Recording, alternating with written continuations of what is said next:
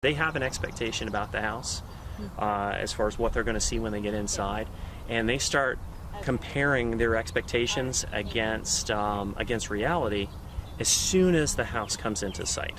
So one of the things that people often forget is to check the site from the road, from the approach. Okay, so as I look at your house, the biggest things that are going to be noticeable coming from this drive are going to be the roof on this side and then the side of the house. And then whether or not, for example, the garage door is open, right? So if you guys were getting ready to do a showing and the garage door was open, like the kind of the big gaping mouth on the side of the house, that's going to give them the wrong impression. So of course you want that door closed, okay? The other thing is that from the street, what I'm noticing is you've got a little bit, and I don't know if you can actually catch it in the camera, but you've got a little bit of discoloration on the roof. I don't know if it's like that fungus that gets up there. There's a wash that you can use to take that stuff off. I also see just one shingle that's lifted. Yes. Right, do you see that? And then a little bit of rough edges coming down the front next to the fascia, where some of the shingles have started to crumble at the edges, okay? I don't know if a buyer's necessarily going to be looking at that closely. As a real estate agent showing a property, one of the first things I'm doing is they're checking out all of the fancy stuff. I'm looking at the nuts and the bolts of what might get in the way of the transaction, and I might be thinking, okay, I need to check the age of that roof. Obviously with the flat tab shingles and it hasn't been re-roofed, that's going to be an original roof.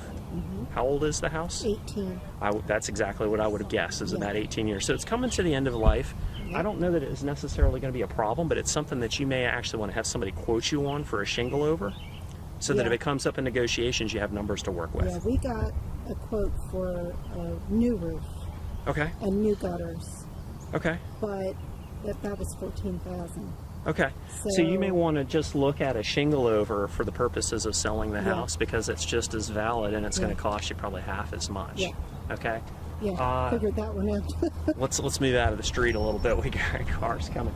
So on the side of the house, now you guys actually don't really have any issues on the side of the house that I can see, other than maybe a bird hit you up there by the, in the middle of the roof. But when you see those houses that have all the green and things like that on the side, that's when you want to pay close attention to the power washing, because this is where the side of the house is going to be most visible, is when they're on the approach. That's something that we're going to be doing. We have a few pieces of siding that are